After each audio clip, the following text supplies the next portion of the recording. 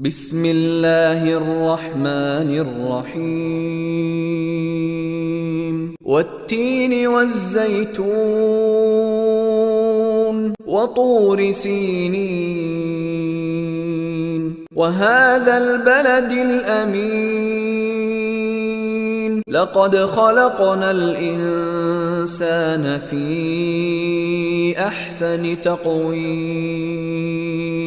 ثم رددناه أسفل سافلين إلا الذين آمنوا وعملوا الصالحات فلهم أجر غير ممنون فما يكذبك بعد بالدين أليس الله بأحكم الحاكمين